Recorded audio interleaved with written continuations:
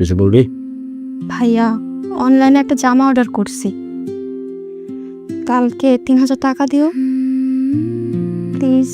3000 টাকা? তুই না কয়দিন আগে একটা জামা অর্ডার করলি? তাহলে কি করব, অর্ডার ক্যান্সেল করে দেব? ক্যান্সেল করার দরকার নেই, আমি দিয়ে দিব। থ্যাংক ইউ ভাইয়া। ও, মার ওষুধ শেষ হয়ে গেছে, আসার সময় নিয়ে আইসো। আর মার অপারেশনটা করা উচিত, তাই না? তোর কি মনে হয় মায়ের কষ্ট আমি বুঝি না? মায়ের অপারেশনটা করাইতে 3 থেকে 3.5 লাখ টাকা লাগবে। একটু সময় দিয়ে সব হয়ে যাবে ইনশাল্লাহ। বাবা, আমার অপারেশন লাগবে না, তুই জ্যোতিরে বিয়েটা দিয়ে দে। মা, তুমি আবার কষ্ট করে উঠে আসতে গেলে কেন? শুয়ে থাকতে ভাল লাগে না, কি করব বল। এই যে তুই বের হবি, তোর সাথে তো সারা দিন আর দেখা হইব না। শোন না, পাত্র নাকি জ্যোতিরে ফোন করছিল, ওরা বিয়ার কথাটা আগাইতে চায়।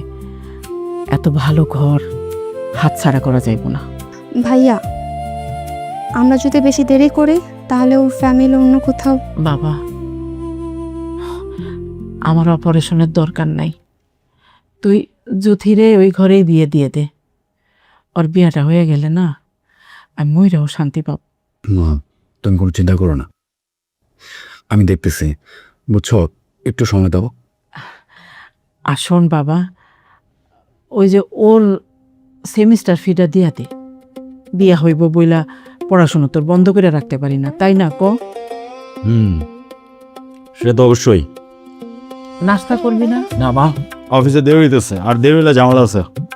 বেরোলাম। বাবা, বেশি টাকা না তো, 7 লাখ টাকা হইলে বিয়েটা ঠিক মতো হয়ে যাব। তার বাবা বাইচা থাকলে তো তোর এত চিন্তা করতে হইতো না। ঠিক আছে মা।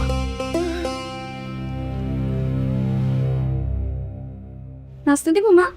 একটু পরে দে। চা খাও? দে।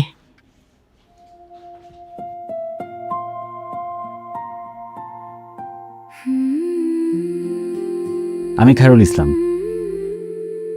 বাবা মারা যাওয়ার পর এই টানাপোড়েনের সংসারের হাল ধরছি। এই শহরে সামান্য চাকরি করে মা বোনকে নিয়ে শুধু বেঁচে থাকাই দিন দিন অসম্ভব হয়ে যাচ্ছে। এর মধ্যে মায়ের অপারেশন, ছোট বোনের বিয়ে, সবকিছুতেই শুধু টাকার প্রয়োজন। যত দিন যাচ্ছে কেমন জানি নিজেকে অসহায় মনে হচ্ছে। ইদানিং পায়ের তলার মাটিটাও কেমন জানি আলগা মনে হচ্ছে।